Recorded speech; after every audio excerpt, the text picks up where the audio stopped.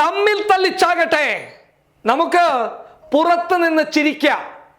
കാരണം സ്വന്തം നാട്ടിലും ഇവരുടെ കയ്യിലുള്ള ഭരണപ്രദേശങ്ങളിലുമൊക്കെ പിഞ്ചു കുട്ടികൾ ഒരു വാഹനം പോലും ലഭിക്കാത്തതിന്റെ പേരിൽ മാതാപിതാക്കളുടെ കൂടെ 1000 കിലോമീറ്റർ ചൂടുകാലത്ത് റോഡിലൂടെ ചെരുപ്പ് പോലും ധരിക്കാതെ പൊട്ടിക്കരഞ്ഞുകൊണ്ട് ആർത്ത് വിളിച്ചുകൊണ്ട് ആരെങ്കിലും ഒന്ന് സഹായിക്കൂ എന്ന് കേണപേക്ഷിച്ചുകൊണ്ട് ഇവർ ഭരിക്കുന്ന സംസ്ഥാനങ്ങളിലെ റോഡുകളിലൂടെ 1000 കിലോമീറ്റർ നടന്നു പോയപ്പോൾ ഒരക്ഷരം മിണ്ടാൻ ഈ ഭരണകൂട ഭീകരന്മാർ തയ്യാറായിട്ടില്ല.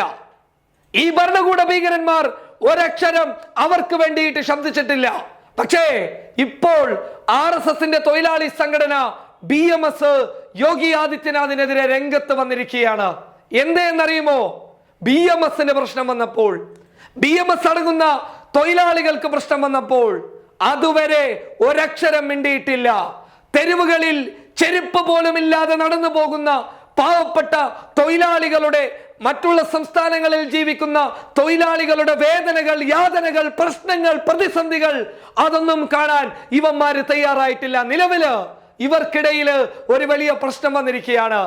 യോഗി ആദിത്യനാഥിനെതിരെ, നിർമ്മലാ സീതാരാമനെതിരെ ശക്തമായ രീതിയിൽ തുറന്നടിച്ച് രംഗത്ത് വന്നിരിക്കുന്നത് മറ്റാരുമല്ല, RSSന്റെ തൊഴിലാളി സംഘടന BMS തന്നെയാണ്. എന്താണ് എന്നറിയുമോ? UPയില് യോഗി ആദിത്യനാഥ് ഒരു പുതിയ വിജ്ഞാപനം പുറപ്പെടുവിച്ചു. പുതിയ നിയമം, തൊഴിലാളികൾക്കിടയിലേക്കുള്ള ഒരു നിയമം. നിലവിൽ തൊഴിലാളികൾക്ക് 8 മണിക്കൂറാണ് അവിടെ ജോലിയെടുക്കേണ്ട സമയം. പക്ഷേ യോഗി ആദിത്യനാഥ് കോർപ്പറേറ്റ് മുതലാളിമാർക്ക് വേണ്ടിയിട്ട്, ഫാക്ടറി മുതലാളിമാർക്ക് വേണ്ടിയിട്ട് ആ നിയമത്തെ അങ്ങ് മാറ്റി 4 മണിക്കൂർ കൂട്ടിക്കൊടുത്തു. അതായത് 8 മണിക്കൂറിനെ 12 മണിക്കൂറാക്കി മാറ്റി. ഇനി മുതൽ ഉത്തർപ്രദേശിലെ തൊഴിലാളികള് 12 മണിക്കൂർ മുതലാളിമാർ പറയുന്നത് പോലെ ജോലി ചെയ്യണമെന്നുള്ള ഒരു പുതിയ നിയമം യോഗി ആദിത്യനാഥ് കൊണ്ടുവന്നു. പക്ഷേ ആ നിയമത്തിന് ദിവസങ്ങളുടെ ആയുസ് മാത്രമേ ഉണ്ടായിരുന്നുള്ളൂ. എന്തുകൊണ്ടാണെന്ന് അറിയുമോ? സ്വന്തം രാഷ്ട്രീയ പാർട്ടിയിലെ അഥവാ സ്വന്തം സംഘടനയിലെ തൊഴിലാളി വർഗം ശക്തമായ രീതിയിൽ എതിർപ്പ് പ്രകടിപ്പിച്ചു. അലഹബാദ് കോടതിയിലേക്ക് UP വർക്കേഴ്സ് ഫ്രണ്ട് കേസുമായി പോയി.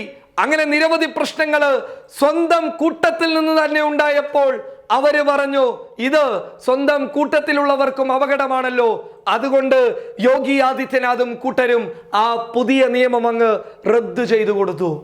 നിങ്ങൾ നോക്കുക, സ്വന്തം കൂട്ടത്തിലുള്ളവർ എതിരഭിപ്രായവുമായി വരുമ്പോഴാണ് ഇവർക്ക് ബോധമുണ്ടാകുന്നത്. അല്ലാത്ത സമയത്ത് ഇവർക്കൊരു പ്രശ്നവുമല്ല. മറ്റുള്ളവരെന്തുമായിക്കൊള്ളട്ടെ, മറ്റുള്ള തൊഴിലാളി വർഗങ്ങൾ എന്തുമായിക്കൊള്ളട്ടെ, അവരുടെ പ്രശ്നങ്ങൾ കേൾക്കാൻ ഇവരാരും തയ്യാറാവുന്നുമില്ല.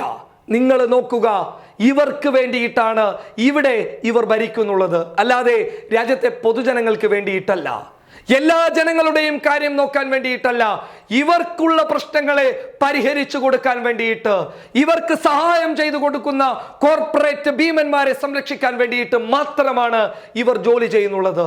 നിലവിൽ യോഗി ആദിത്യനാഥിനെതിരെ, നിർമ്മലാ സീതാരാമനെതിരെ RSSന്റെ തൊഴിലാളി സംഘടന BMS രംഗത്ത് വന്നപ്പോൾ കൊണ്ടുവന്ന നിയമങ്ങൾക്കെതിരെ അവർ വലിയ രീതിയിലുള്ള മാറ്റങ്ങൾ കൊണ്ടുവരാൻ വരെ തയ്യാറായി. പക്ഷേ മറിച്ചായിരുന്നുവെങ്കിലോ തയ്യാറാവില്ലായിരുന്നു. അതാണ് പറഞ്ഞത്, തമ്മിൽ തല്ലിച്ചാകട്ടെ, നമുക്ക് പുറത്തു നിന്ന് കളി നോക്കാം എന്ന്. പബ്ലിക് കേരള.